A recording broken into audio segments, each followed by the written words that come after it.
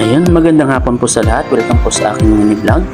For today's video nga po, mga lodi, galing tayong trabaho at pauwi na ng Busan, mga bandang 5:30 ng hapon. At dadaanan nga po natin yung Busan Tanawang View. Medyo nagminaw nga po tayo at pumunta dito sa area na to dahil napansin po natin ang dami ng mga motoristang nakatambay sa lugar na ito. Akala ko nga ay in-enjoy lang po nila yung lugar, subalit mali po pala ang akala ko.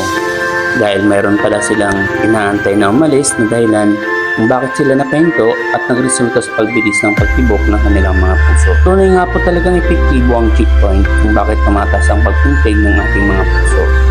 Sobrang dami ng motoristang nakaamira sa tabi, ang daanan papasok ng Bulusan ay medyo naganap nga po ako ng pagpipistuhan at sakto naman yung bakanteng space. Kaya naipisto ko ang aking ito. Inaantay nga po namin na umalis sila at walang plano na dumiretso bilang paggalang sa mga mini-unicorn. Sakto naman mga ilang minutong lumipas, pinadaan na rin nila ang motorista. Siyempre, hiting tagumpay lahat dahil sa wakas, makakauwi na rin sa kanya-kanyang destinasyon ang bawat motorista. So hanggang sa muli ng aking kwento mga lodi, samahan niyo ako takutin at malasan ng bawat kwento sa likod ng salmot at magulong mundo.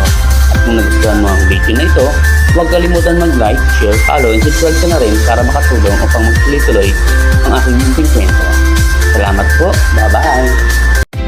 Ayun, magandang hapon po sa lahat. Welcome po sa aking mini vlog.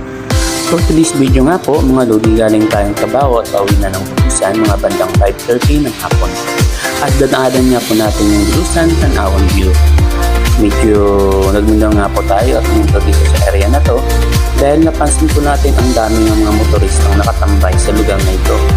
Akala ko nga ay in-enjoy lang po nila yung lugar, subalit mali po pala ang akala ko.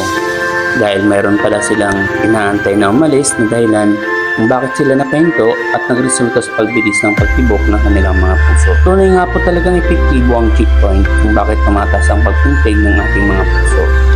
Sobrang dami ng motoristang nakaamira sa tabi, ang daanan papasok ng Bulusan ay medyo naganap nga po ako ng pagpipistuhan at sakto naman yung bakanteng space. Kaya naipisto ko ang aking ito. Inaantay nga po namin na umalis sila at walang plano na dumiretso bilang paggalang sa mga mini-unicorn.